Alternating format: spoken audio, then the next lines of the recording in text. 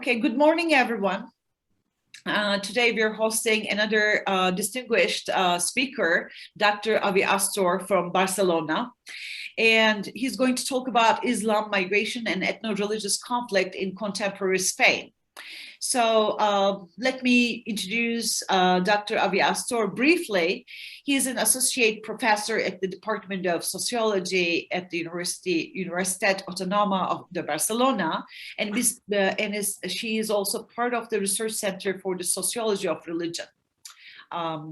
Shortly ISOR.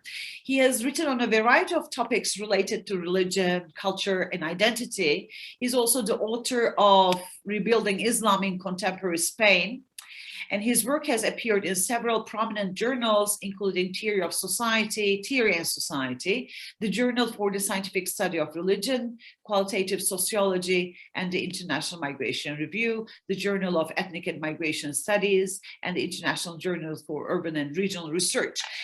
So I have some of those articles, and if you're interested, I will be sharing those articles with you. So his presentation today is interesting because, we know Spain has a very, deep-rooted and ancient Islamic heritage also, so-called Al-Andalus, right? But then, of course, Dr. Astor is going to talk about the contemporary stage and what's happening to this Islamic heritage, the nation states perhaps embrace of certain Islamic projects, but then, of course, the reactions between the host society towards the Muslim immigrants and perhaps the Islam in general. So we know that this is a problem in different parts of Europe. But we don't know much about Spain, so therefore, I welcome this topic. And but without further ado, I'll stop here and give the floor to Dr. Astor to talk more about this interesting topic. Thank you. Okay, thank you so much for the introduction. It's really an honor to be here today and to be able to share my research with all of you. I look forward to hearing your thoughts. Okay, so just to give you an idea about the landscape of Islam in contemporary Spain, there are about 2,200,000 Muslims currently residing in the country. Data is always a little bit hard to, it's hard to have precise data because there aren't any surveys because of legal reasons, actually, that include in the national surveys that include data on Islam. So nationality is often used as a proxy. There's also some data from embassies, but more or less, it's about 4.7%. Muslims are about 4.7% of the total population. And whereas the vast majority used to be foreign nationals, now you can see a lot of Muslims have become nationalized. There's a larger second generation, third generation today. And so historically, the largest Muslim community, and still the largest, comes from Morocco for historical reasons, but you also have a diversification of the population, more and more Muslims from Pakistan, Senegal, Algeria, and a smattering of other countries. I am presenting this from Barcelona, which is the capital of Catalonia. This region has the largest Muslim population, but there are also significant populations in Andalusia, Madrid, and Valencia. And currently there are about a little over 1,700 mosques in the country. So what I'll be presenting today, a lot of it comes from the book that was just mentioned. And but I'm also going to sort of go a little bit beyond the book in certain questions. So when Spain transitioned to democracy in the late 1970s, it's still a relatively young democracy, there was a real desire in the country, among certain segments anyway, to rebuild the idea of what Spain means. They're coming out of a dictatorship, Franco's dictatorship, which was very oppressive toward religious minorities, which had national Catholicism as its ideological linchpin. And when Spain transitioned, there was a lot of actors who wanted to create a more plural understanding of the nation, a more tolerant. They wanted to show that Spain had overcome its legacy of minority repression and intolerance. So what we find in the 70s and 80s is the construction and the support, actually, in a number of Spanish regions for the construction of large mosques, like in Madrid and various mosques in Andalusia, Valencia. Granada was a little bit more conflictive, so that took a longer time to actually get built. But this was the period in which most of the purpose-built mosques that exist in Spain today were erected. It was really a period in which Spain's Muslim heritage was celebrated. This is a photo of the king and the queen with King Salman, a young MBS, who came to a big palace in Madrid to inaugurate the large mosque that was built there. Finally inaugurated in 1992, but the project had earlier roots. There were a series of encounters, Islamo-Christian encounters, conferences in Cordoba's mosque cathedral. This was sort of celebrated as an ecumenical or inter-religious space that could bring different religious groups together. Muslims were invited to pray there. So during the 70s and the 80s, this was really a period of celebrating Spain's Islamic heritage. And part of the reason that they could do that was because Muslim immigration was not a political issue. They were largely invisible in Spanish society. Very few working class Muslim immigrants came to Spain. It was still a country that was, economically, I guess, behind many of its northern neighbors in Europe to the north. And Islam was associated with wealthy Gulf elites who would come and spend lots of money revitalizing certain cities, building these very ornate or ornamental mosques. And this changed during the late 90s, early 2000s. Spain underwent a major economic boom. During the 2000s, it received more immigrants proportionally than any other European country during that short window. And this was really the result of a major economic boom that began in the late 90s. And with the arrival of large numbers of Muslim migrants of a different socioeconomic status, primarily from North Africa, we see the emergence of tension. And initially in the 90s, this tension was framed primarily in ethnic terms. It was, you can see the headline of this newspaper article says racial tension in the Plaza of Diversity. I thought this was kind of ironic because it's a plaza called the Plaza of Diversity. It was built during the dictatorship, largely by Spanish migrants to Catalonia, as a way of saying, we want, diversity is a good thing. We feel like we want to celebrate diversity. And we're going to name this plaza the Plaza of Diversity. And this particular plaza became a huge center of contention over a proposed mosque. And you can see this little sign here that says no drugs, no mosque. The two were very connected in the imaginary of the people living in this municipality of Vila de Cans. This map shows basically where different conflicts over controversies over mosques or cases of opposition to mosque establishment have occurred in the country. And you can see that in Catalonia, there's been a lot more opposition than in other Spanish regions. And it's not just the number of instances of anti-mosque campaigns that have occurred in Catalonia that I want to flag, but also the intensity of these conflicts. Some of them, a lot of these conflicts in Spain are just a bunch of people getting together, they sign a petition, and they hand it to the city government and they say, look, there's all these people who don't want this mosque to be established, please don't let it happen. In Catalonia, you have a lot of these, but you also had a lot of major demonstrations, people protesting in the streets.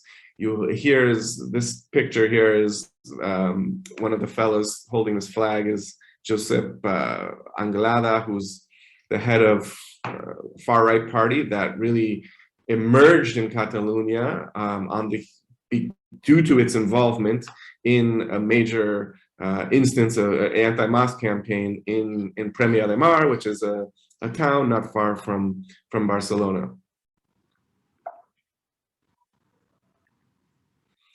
Now, most of these conflicts over mosques have dealt with nondescript, what some call garage mosques, or mosques that are opened in little apartment buildings on the ground floor, places that you could walk by and not even necessarily recognize or know that it's a mosque. You wouldn't even pay attention.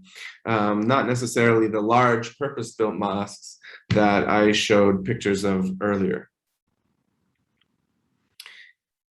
And these anti-mosque campaigns, these instances of mobilization against mosques, the hostility that we find in Catalonia is also reflected in survey data. So a survey that's been conducted several years, since like 2008, asks people one question that relates specifically to mosques, which is, and it gives them a scenario. It says, people protest against the construction of a mosque in their neighborhood. It's not the best question. It gives no contextual information, but they ask people, is this acceptable? Is this unacceptable?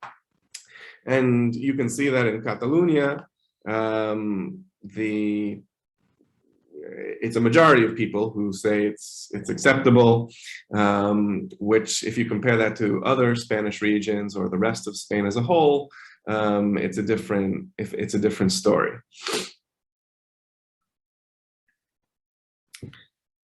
And so, just to kind of situate this project in relation to existing literature on mosque conflict in Europe, mosques have created controversies across the continent. They're iconic structures that are symbolic of Muslim presence, but not just Muslim presence, but their permanence. They're saying, we are going to establish a place of worship because we want to stay here, we want to live here in a more permanent capacity. And there's very, Peach and Gale talk about a common pattern that we find in different European countries, which is an initial reaction of denial and resistance, opposition. Gradually, this transitions to reluctant acceptance, and eventually to endorsement and celebration. Their study is largely based on the British context, but they argue that it's generalizable.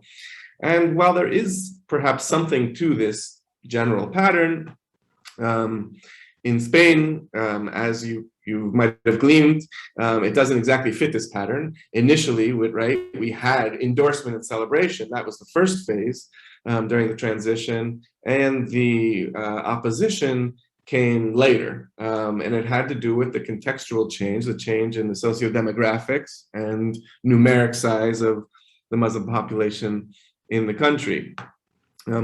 What they argue is that in Southern Europe, migration began later than in Northern Europe, and so Muslim brokers or representatives are less skilled. They don't really know how to present their mosques to the broader community. They don't speak the language that well, and so people are a little bit more suspicious of mosques in Southern Europe than in Northern Europe, where they've become more accustomed to mosques. Now, I think, if we're going to draw large generalizations, there's probably something to this, and you do find a lot of tensions in Spain and in Italy and Greece, other Southern European countries, but there's a lot of internal variation that these broad generalizations don't really help to explain. And that's why local context or regional context is extremely important to take into consideration. And I'm going to explain why that's important here in Spain. So when we talk about Muslims in Europe, they're different than, say, Muslims in North America, because Muslims who are residing in the United States, in Canada, are typically, not all of them, but typically tend to be of a higher socioeconomic status, middle class, whereas Muslims in Europe tend to be, the majority are labor migrants. And as a result, they are deeply and multiply disadvantaged. Casanova describes this as the superimposition of different dimensions of otherness. So class, ethnicity, religion, all of these things tend to reinforce one another and contribute to the marginalization of Muslims in the continent. And so as a result, we shouldn't necessarily understand these conflicts over mosques as purely religious conflicts, because they have class and ethnic dimensions as well, or migration, legal status. So the mosque should be understood as what linguistic scholars might call a floating signifier. This is a term borrowed from structural linguistics. So mosques don't just represent a Muslim population or community, but for a lot of people in Europe or here in Spain, they represent immigration, the ghettoization of their neighborhoods, poverty, if at an earlier phase, wealth. They could represent terrorism, multiculturalism, ethnicity. So they have all these different kinds of meanings. And I'm interested in why certain meanings come to predominate in some contexts and other meanings and in other contexts. So when we're explaining these various controversies that I mentioned over mosques, there's different ways that we can think about them. We can think about them as just, competition. Maybe Muslims are seen as threats to job, competition in the labor market,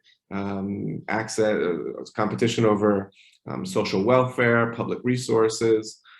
Or we can understand them more in cultural terms. Perhaps these conflicts are really about identity and the threat that they pose to, quote unquote, Spanish or Catalan values. Or maybe they're based on sort of deeply held cultural stereotypes about the figure of Muslims or the Moors in Spain. And I think that, both of these explanations capture some element of the controversy, and it would be misguided to dismiss one or the other as totally irrelevant. And for that reason, I would advocate more of an integrated threat approach that looks at the intersection of these two different dimensions of threat. And one approach to understanding prejudice that integrates both cultural and material dimensions is Bloomer's classic theory of prejudice as a sense of group position. And here, prejudice is understood as a normative outlook about the position of one's own group relative to another group. Ideas about where you belong in the social hierarchy and who should be privileged, etc. And this is an outlook that emerges historically and relationally. We can't just look at a very synchronic moment in time. We have to look diachronically. We have to look historically at how these ideas emerge. Bobo and Hutchings extend Bloomer's framework to multi-ethnic contexts. And they're interested in particular, in prejudice among subordinate groups. So groups that are native, but they've been historically marginalized. And what they argue is that their experiences of past alienation heightens their general outlook of distrust towards others and their feelings of insecurity. And this in turn accounts for why they are more likely to perceive other minorities, newer minorities, as threats. And we see this in a lot of places, conflicts between African Americans and newly arriving immigrants from, or Latino immigrants in the US. There's historically been tension. I lived in Tel Aviv for a while, so marginalized Mizrahi or Eastern Jews and their conflict with refugees from Africa, from Eritrea or other parts of Africa. We often see these kinds of dynamics, and we see them in Catalonia. And they have a very distinctly spatial dimension. Scholars and geographers have written about how the neighborhood often becomes a metonym for the nation. People's experience of what's going on, right, broadly in the nation is often, for them, a very personal thing that they experience in their day-to-day lives, what's happening in their neighborhood. So if they feel like the neighborhood is being overrun by a particular group, they interpret this as a larger problem. It's just not just about our neighborhood, it's about our country, right? It's about Catalonia, or it's about Spain as a whole. And very often, local norms and values are reinterpreted as criteria of citizenship or national belonging and become a basis for social inclusion. Things like, respecting civic norms, cleanliness, general local values. And so what I argue is that socially precarious groups that have historically experienced marginalization, often rely rely especially heavily on their neighborhoods to give them a sense of security and community. And when immigration increases and the socio-demographics of these neighborhoods begin to change, they're experienced with tremendous anxiety. People fear that their communities, that their trust is being lost. The local structures that are iconic of migrant presence, like mosques, trigger fears about the colonization or the ghettoization of local life.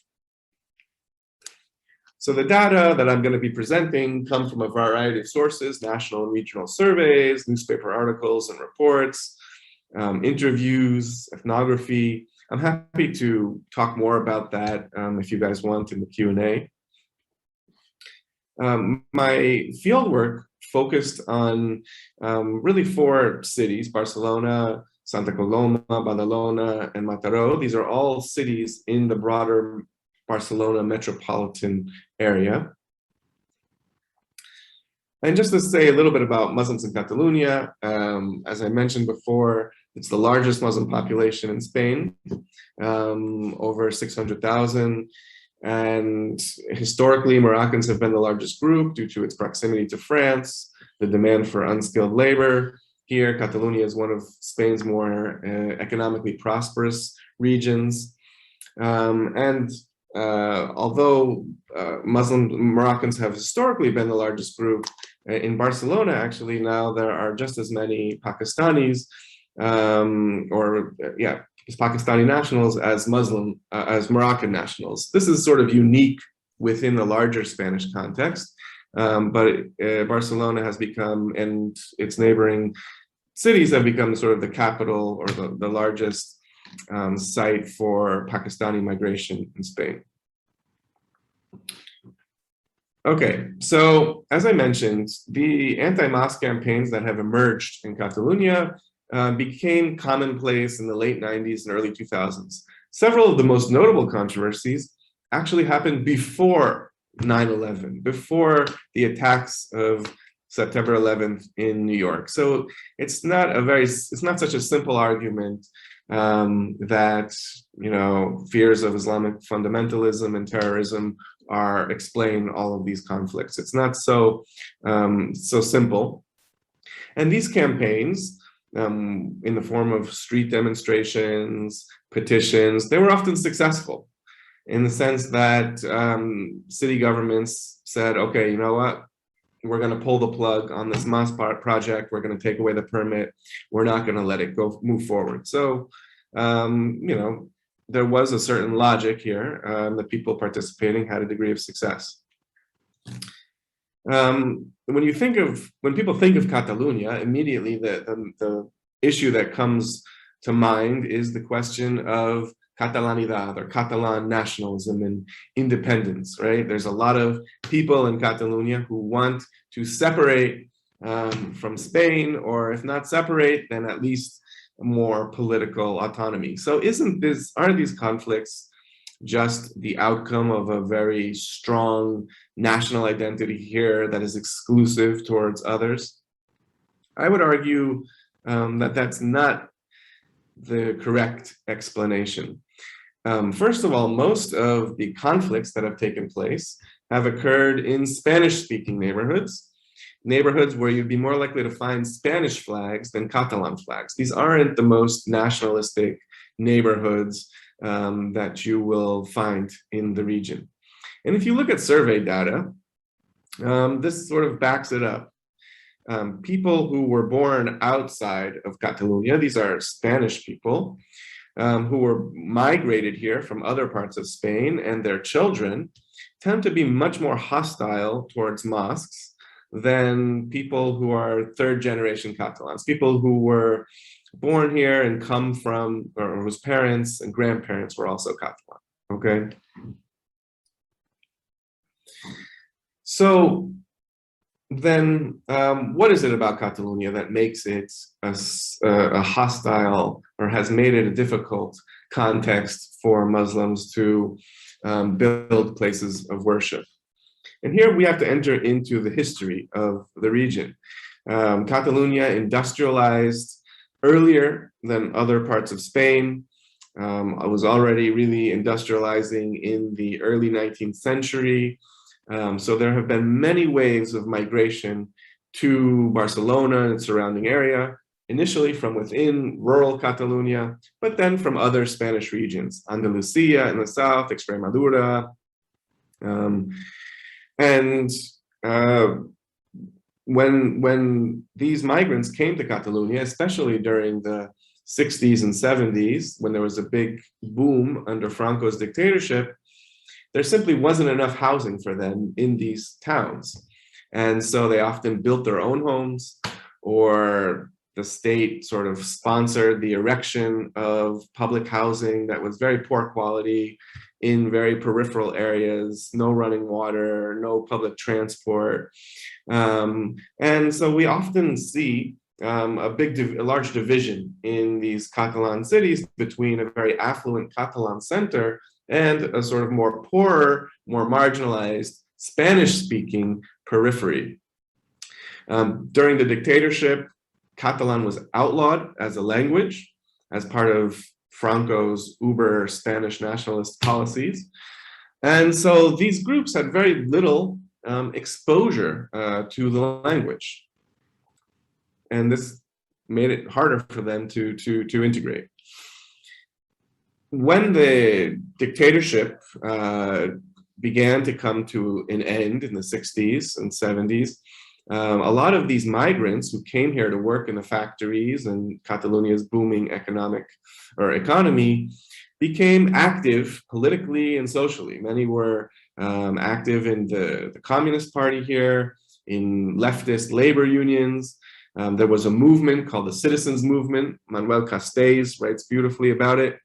This was a movement for improving the conditions in these very marginalized neighborhoods, but also became a movement for democracy. And there was a lot of optimism. There was this sense that, look, we're fighting to build a better Catalonia, a better Spain. And then all of a sudden, Franco died. Spain transitioned to democracy, and a lot of the people who were active in these movements thought, okay, now we're moving to democracy. Like, what's our role? Like, we're here, we want to, become involved in this process, but they were really excluded. It was a very elite-driven transition, and the working classes, the neighborhood movement, the local associations were totally excluded from the process of transition. And so many became kind of disillusioned, demobilized. They stopped being politically active. They lost the Communist Party didn't really have, it lost its support. Unions started declining in power. And this general population became very politically disaffected. So what was originally what David Harvey calls militant particularism that linked local struggle to more global aspirations evolved into a more defensive localism. We're going to fight for what's ours, to protect our neighborhood, but it became disconnected from these larger, ideologies or aspirations that might have helped to create a bridge with newer waves of migrants. So this is just some typical, visual differences that you would find in a peripheral neighborhood of one of the cities that I studied. The buildings, this is, are kind of falling apart. The public parks are not well maintained. As you can see, these basketball hoops. There's often a lot of garbage on the ground. They're home to a mix of, an aging Spanish population, Roma, and other working class groups. And then you have the center, which is much more affluent, gets a lot of tourism, a lot of commerce, and the differences are quite notable. So the residents who are in these more peripheral neighborhoods continue to feel somewhat alienated. And that's one of the reasons why they continue to latch on to Spanish as their main language. Because for them, it's not just about communication, it's about identity. It reflects their identity as, as inhabitants of peripheral neighborhoods. In this sense, these spatial categories of center and periphery are not just, are key principles of vision and division, of how people understand social stratification in their cities. In fact, those who live in these peripheral neighborhoods often don't even see themselves as residing in the city. As Mariano, one of the people I interviewed, stated, even though we are all in theory from Badalona, we are outsiders. When we go to the center, we say, let's go to Badalona. The people have fewer resources in peripheral neighborhoods. What they have in the center, we don't have. Public transport, there's a lot that goes to the center. We are here in the peripheral neighborhood. We here in the peripheral neighborhoods have always felt stigmatized. You don't feel that you are from Badalona, but rather from your neighborhood. Now, there are some scholars who argue that feeling marginalized, feeling like you have been discriminated against, is something that creates unity with other marginalized groups, right? That you might actually be more sympathetic to immigrants because you understand what it's like to be a migrant yourself. You understand what it's like to suffer discrimination, and you might develop these feelings of outsider solidarity. And in fact, one does find this among some. Some have led efforts to promote positive coexistence, and they often draw connections between their own experiences and those of newer migrants coming from abroad. But most especially those who are involved in these anti-mosque campaigns see things differently.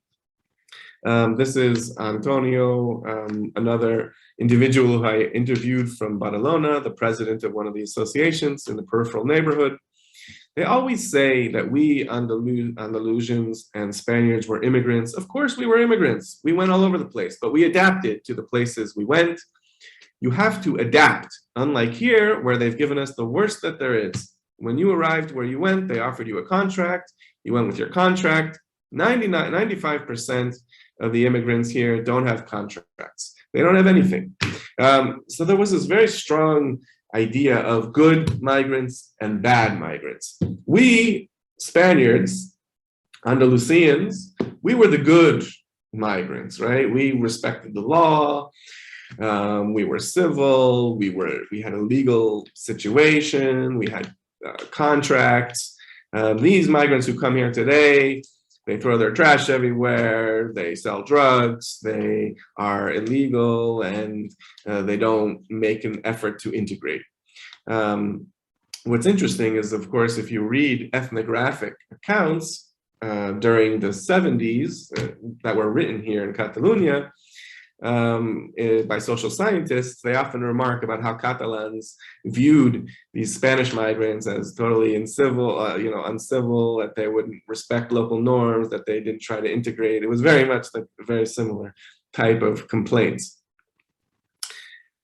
And so this sort of prolonged spatial separation and social alienation that many who live in these peripheral neighborhoods continue to feel has contributed to their general sense of insecurity in the nation. And this is, of course, a context where Catalan nationalism and identity is becoming more and more pronounced. All of these referendums for independence, Catalan flags, it's a huge news item here. And these people don't feel particularly Catalan, they don't want independence from Spain, they feel Spanish. And so for them, Catalonia is really their neighborhood. This is what they need to defend because they feel increasingly less secure as part of the nation, which seems to be going in a direction that's totally opposed to the direction that they want it to be going in. So for them, the neighborhood is a space of belonging, security, and identity. And now with the rise of foreign immigration, the one place where they feel at home, where they feel secure, is now threatened, especially those who don't have the resources to move elsewhere. So mosques become symbolic of a foreign religion that is incompatible with the norms and values of the neighborhood. People often talked about a magnetic effect that mosques would have. If you put up a mosque here, then Muslims are going to come from all the other neighborhoods, and they're all going to cluster here, and our neighborhood is going to end up being a total ghetto, and it's going to be uninhabitable. So it's linked to also discourses of urban degradation and insecurity. This is a photo of the presentation of an anti-mosque campaign in one of the neighborhoods that I was studying. And if you read the text of the manifesto that they presented at this table to the local media, you can kind of get a tangible feel for why they find mosques unsettling. Fights in the streets, plazas, and bars in the area are a daily occurrence. The deterioration of street fixtures and filth are continual. We demand from the city government a constant regulation of public spaces, which today are owned by certain ethnicities that make coexistence impossible. We demand oversight of private spaces and compliance with civic ordinance and civic norms, because the present situation is forcing many residents to leave if they can, and for those who can't, to suffer true hell in their neighborhood, our city, and our country. So here we see this idea that the neighborhood is a microcosm that is symbolic of the larger city and nation. And you also see how these conflicts over mosques are linked to broader issues of urban justice and claims about the need to improve the quality of the neighborhood. And it's easy, I think, when we analyze conflict over mosques to just assume that it's inevitable, that it's gonna, because Muslims are stigmatized, that wherever they settle, there's gonna be conflict. But we have an interesting point of comparison in Madrid, which, like Barcelona, experienced a major wave of internal migration in the 60s and 70s. The population grew tremendously. And yet there hasn't been a lot of conflict in these neighborhoods that were built by internal migrants to Madrid. And a lot of these cities around Madrid, a lot of the smaller, formerly industrial cities, look very similar to the ones in Barcelona in terms of demographics, but there's some key differences. There's less socio-spatial differentiation. In Madrid, because it industrialized later than Catalonia, it didn't have these multiple waves of migration. It didn't have a very affluent center that was established and then a periphery that came later. These sort of satellite cities where most conflicts have happened in Barcelona, in Madrid, on the other hand, these satellite cities tend to be much more similar across neighborhoods. There was a tiny little center. They experienced a major migration, and the cities were basically created. They were developed into cities that were more homogeneous in terms of the socio-spatial configuration. So in addition, internal migrants were not viewed as cultural outsiders. There was no linguistic difference. In Barcelona, people still talk about charnegos. It's a sort of a derogatory term for talking about migrants from Spain. In Madrid, you don't have a term like this. You don't have derogatory terms for Spanish migrants. So there was a much smoother process of integrating older waves of migration, the Spanish migration, which has created an atmosphere that's much more welcoming of newer migrants. They don't have these fears of ghettos. They don't have these fears of, deep in stigma, because they haven't really experienced these things in the past.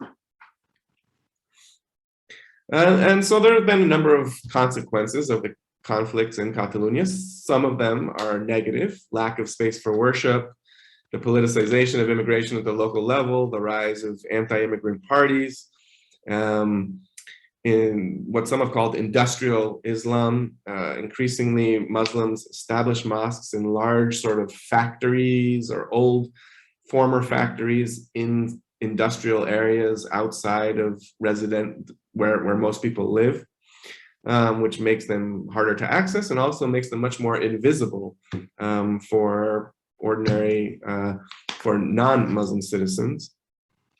But conflict has also led to some more engagement because controversies emerge. Then these different groups have to engage with each other. They have to talk with each other. They can't just live totally isolated lives. And so arguably, there's more engagement here in Catalonia than in Madrid. So this is just, one consequence is when there's a large festival like,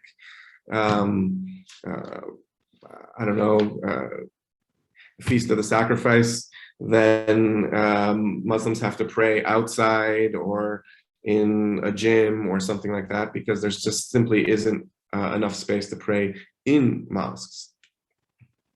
This is an example of engagement. This is an invitation to an open doors where a local community says, look, you guys are all worried about our mosque here. Why don't you come over, we'll talk about it. And they strategically kind of draw on Spain's past, or Islam's glorious past in Spain, of Al-Andalus. This is a picture of the Mezquita in Cordoba to try and show, look, it's not just degradation and etc. Islam can also be a source of cultural enrichment. And just by way of conclusion, I hope to have highlighted the importance of socio-spatial context and historical context in how symbolic boundaries are drawn between, natives and migrants. these, I didn't have time to go into depth about it, but collective narratives, traditions, and memories of the past, and how different groups were treated, really shape their normative outlook at present, their sense of group position, and their sense of group threat. And finally, I hope to have sort of drawn attention to the interaction between these different territorial registers. Very local conflicts over a mosque have larger, they're often influenced by larger ideas of the nation in which people reside. The neighborhood becomes a symbol of the nation. Okay, I'm gonna stop there and open up for discussion. Thank you, Avi. That was very interesting because I've been to Spain, but I didn't have the chance to actually experience or observe any of this. So that was really, thank you very much for this amazing presentation. So of course, when you were talking, and also thank you very much for this comparative perspective, Barcelona or Catalonia versus Madrid. So how, there are differences actually because of the different attitudes of the federal, the state, but also because of the different ethnic issues, etc. And but also, when you were talking about these issues, I was always thinking at the back of my mind about Turkey.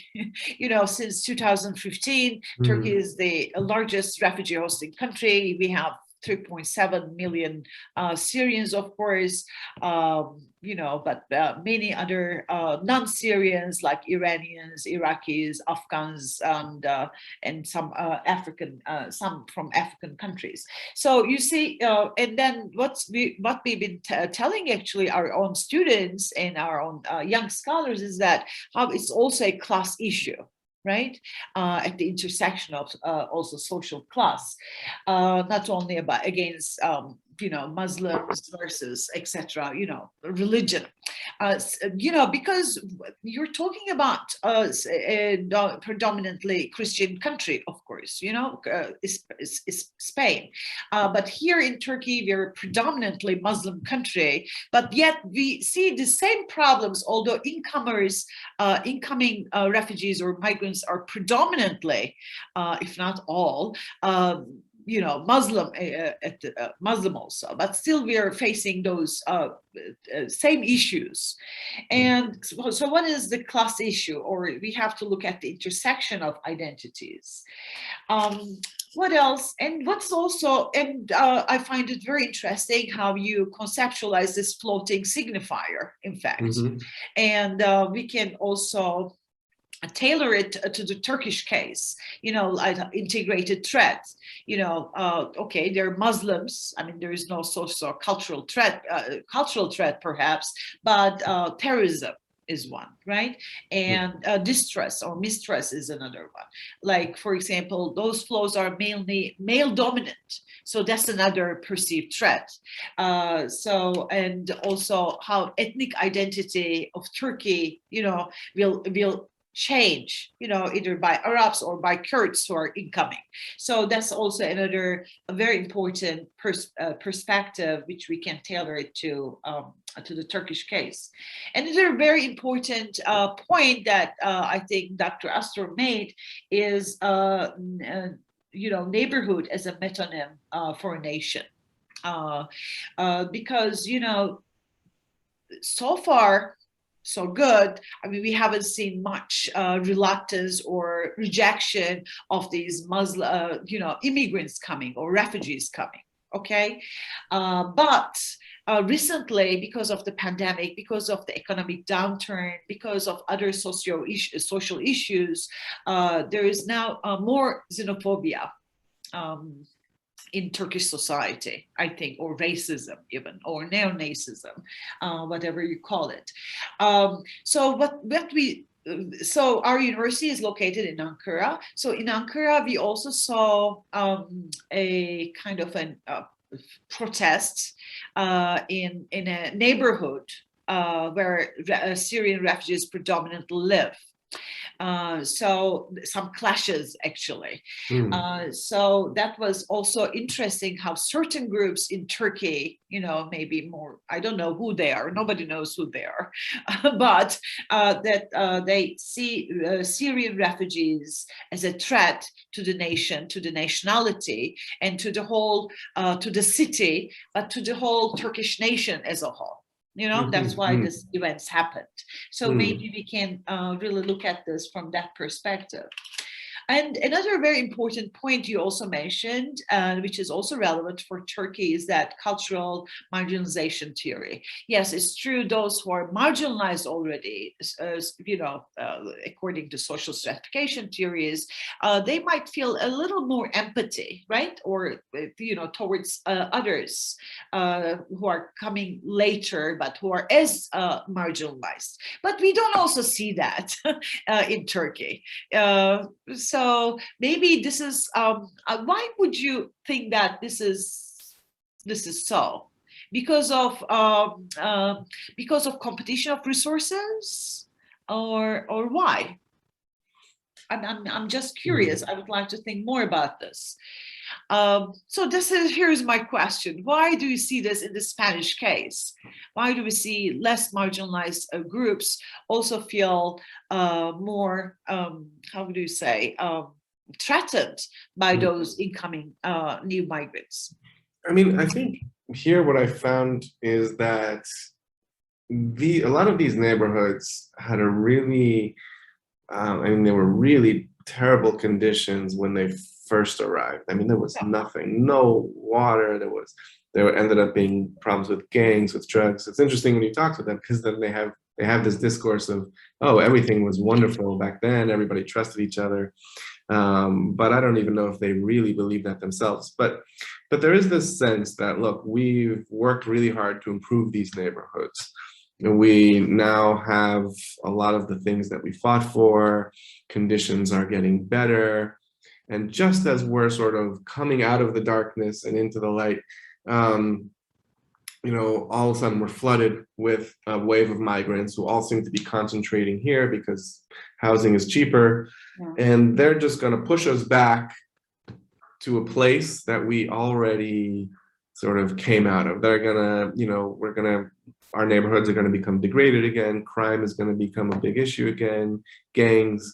And it's sort of this, so they don't see it as, oh yeah, these are migrants, we got to help them out, solidarity based on this shared experience. No, they see it from a very, from this perspective of, this is where we came from and we don't want to go back there again. We've fought hard and we want to consolidate our advances.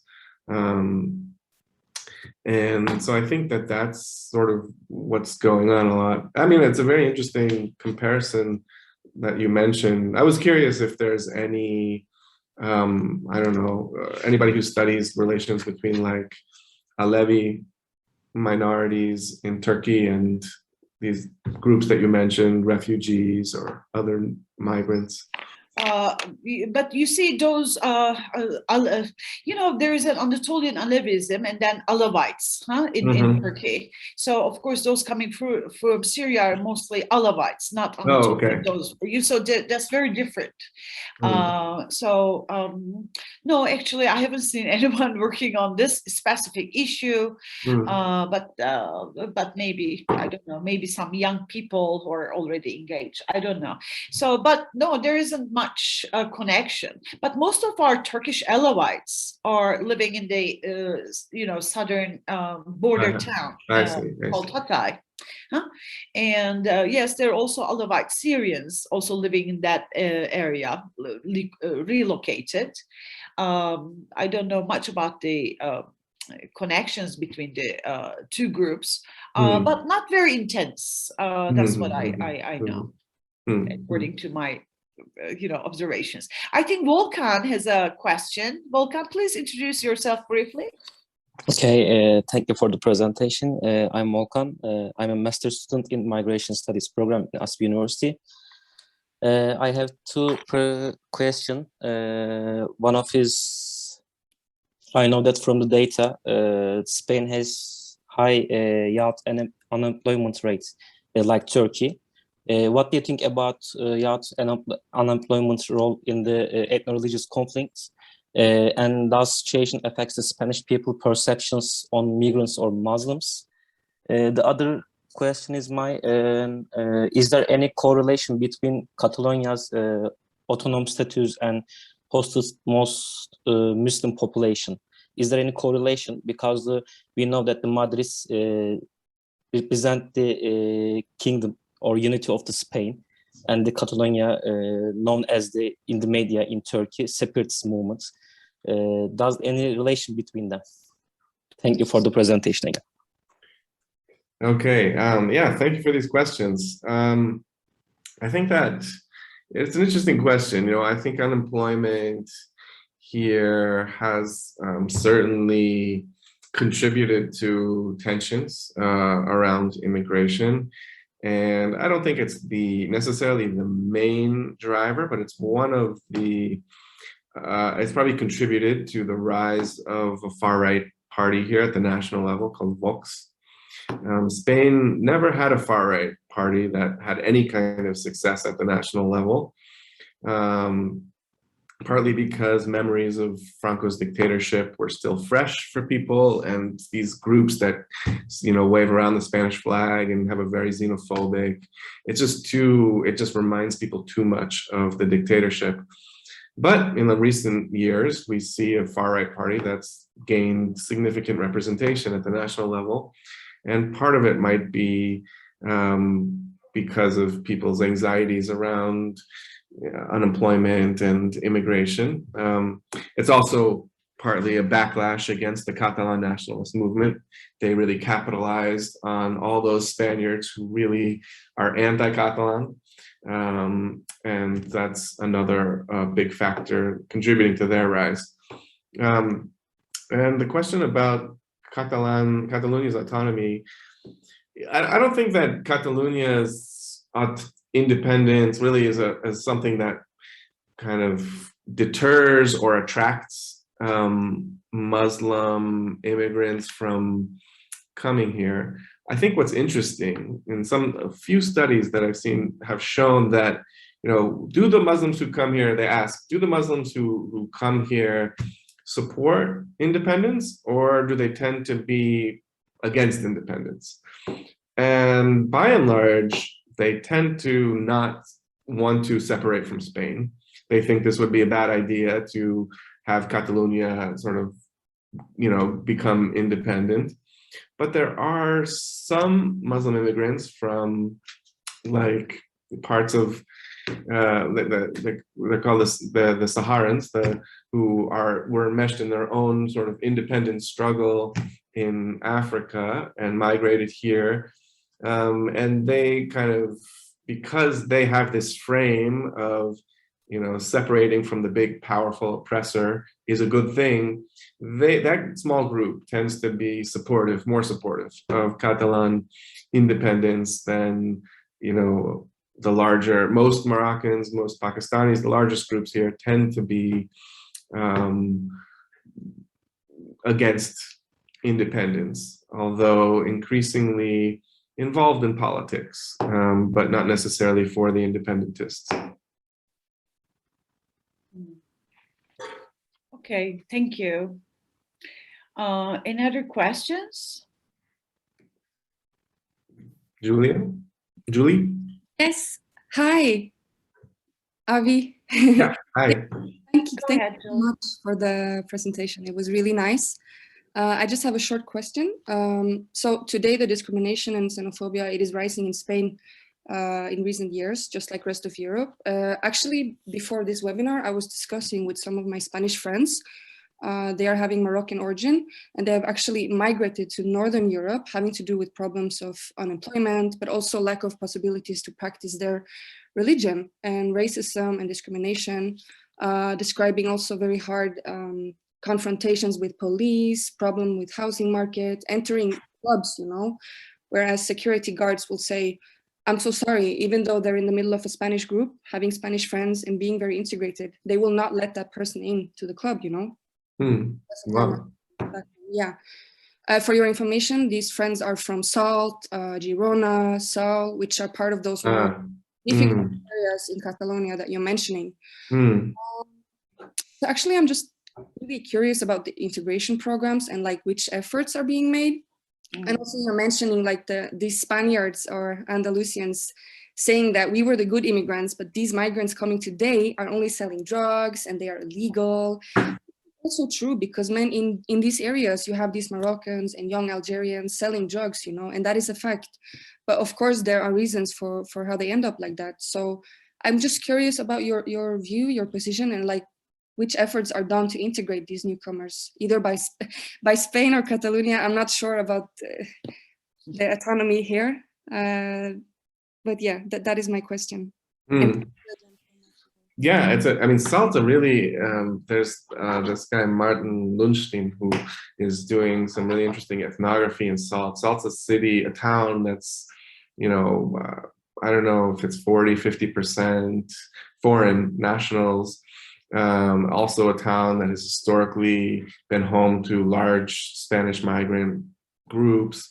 And it's been very conflictive in the last several years. And maybe their experiences in Salt sort of speak to that conflictive nature of the local context there. But that's really disappointing to hear that they had those experiences. And I think, you know, you see, and I've heard, you know, I did a project for a little while where I was working with young Moroccan youth who were in a marginalized lived in a marginalized neighborhood in Barcelona, and yeah, they had they had a lot of experiences with police brutality and discrimination, and it's really an unfortunate thing that exists here, and it's a problem. And there are programs like in Barcelona that try to training programs about diversity and pluralism, and that try to create more awareness among police. And I've met police who are involved in running these programs who really have you know, they're very inspiring people, and they have a really positive vision. They also recognize that it's a hard thing to you know, combat implicit bias, explicit bias. These are hard things to sort of root out of the population.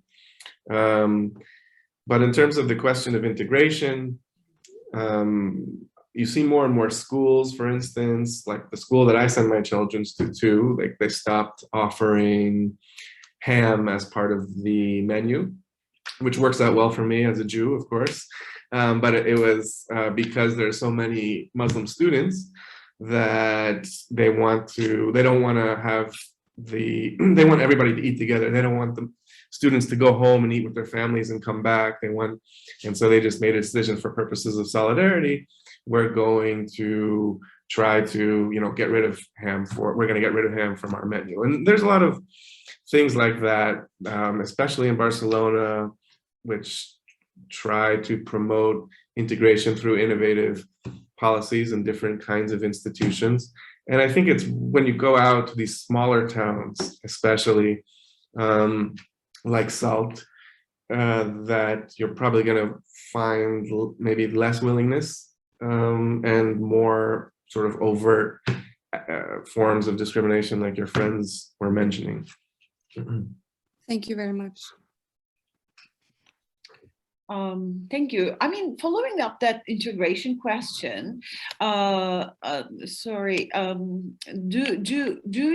does Spain come up with different integration policies in Madrid or in Catalonia or in Andalusia? How does it work? Yeah, there's like here in Barcelona, the big buzzword has become interculturalism. They promote this intercultural model, and there's a department that is in charge of intercultural affairs, I guess. And I guess they employ these mediators who, if there's a problem, they respond to it. But then there's various programs throughout the city about trying to create awareness of diversity and awareness of cultural difference. Schools increasingly incorporate teaching about diversity in their curricula, and they have personnel who are, I guess, trained to deal with problems that emerge from cultural differences. And so I think it's a lot of different, agencies that are involved, and depending on the sector, the programs take different forms. But Barcelona is a big city, it has a lot of resources, and perhaps in some of the smaller towns, you simply don't have this kind of thing. Okay, I think Farooq has a question. Please go ahead, Farooq.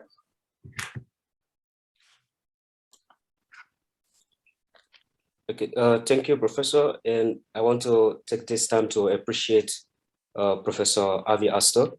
Thank you for your brilliant and wonderful presentation.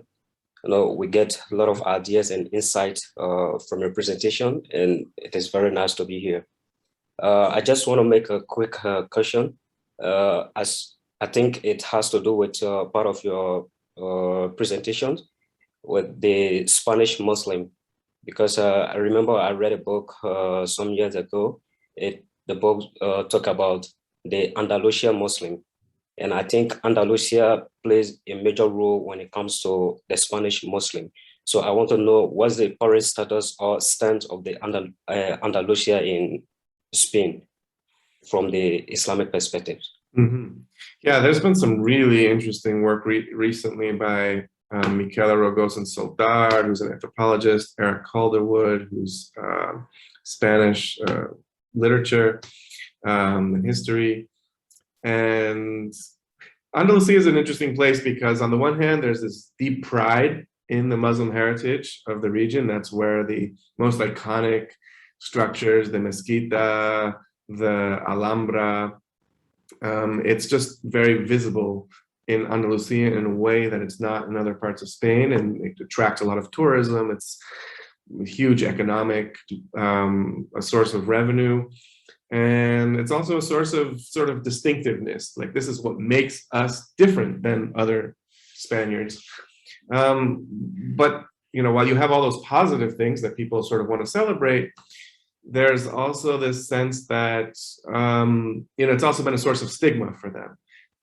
People call them medio Moro, like half Moors, because they've been too, the Moorish influence was so strong in Andalusia. They're sort of ethnicized or stigmatized for being more African than Spanish. And there's a lot of discrimination against Muslim immigrants there, who are, so there's this sort of ambivalence on the one hand of wanting to celebrate Islam's glorious past, but feeling a little insecure about their own identity as Europeans, and feeling like Muslim immigration might contribute to this, the stigmatization and some of the problems that I was talking about today in my talk. Okay, good point. Thank you. Well, if there are no further questions, I think I have to end here. And thank you again very much for being with us today. And we are going to share the recorded video also on our website for those who cannot make it, but who would like to watch it later. Okay. Well, thank you. It's been a real, was there one person, Karamo, who wanted to, I don't know, I just see something in the chat, but. Yeah, Karamo Farooq. He already, that was the question. Yeah, he wanted to make a quick, partly Turkish, sorry. Okay. Yeah, that's the same person. Okay, great. Well, it's really been a lot of fun. Thank you for your great questions. And I hope you learned something from the talk, and feel free to write me if any of you guys can you share your email also with everyone, Avi, if it's not a problem? Sure.